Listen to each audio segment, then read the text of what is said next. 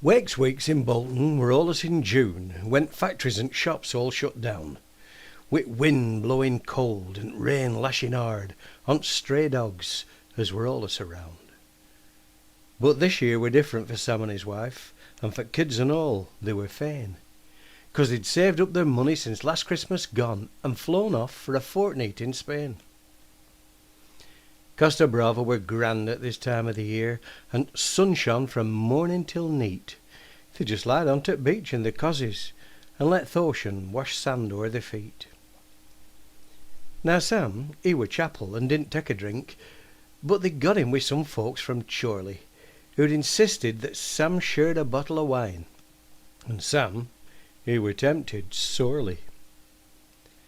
So off to Bodegar strolled Sam in the sun, a red hanky tied round his head, a red towel tied loose round his shoulders, and his knee-length shorts, aye, they were red.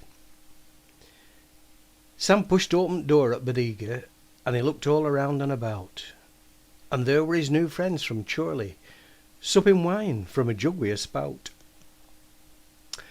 Bar were crammed fur full of Spaniards. There weren't a spare inch on the floor, 'cause today were the day of the bullfight at the local corrida next door. His chum shouted, "Sam, come and join us." And they shouted to the waiter, "More wine!" And it weren't very long before Sam were firm friends wi' Bacchus, the god of the vine. Suddenly bar started to empty. All that wine had robbed Sam of his sense, 'cause he followed crowd into corrida. He thought they were going to gents. Sunlight hit Sam right between thighs, and he felt his knees start to give way. Then head over heels he tumbled down steps, and the Spaniards all shouted, "Ole!" He got to his feet, then he stumbled again, and crowd really thought it were grand. Sam felt his legs fail as he fell over t' rail, and he landed in bullring in sand.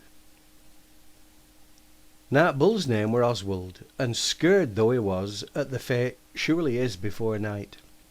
He walked straight up to Sam, and he looked him in th' eye, but Sam were in no mood for a fight.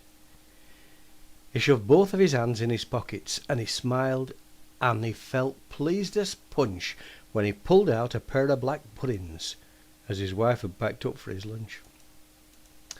Oswald stood snorting and grunting and digging his hoofs in sand. So Sam offered him one at black puddings. He held it right out in his hand. Oswald smelled it, and then licked it, and then swallowed it whole.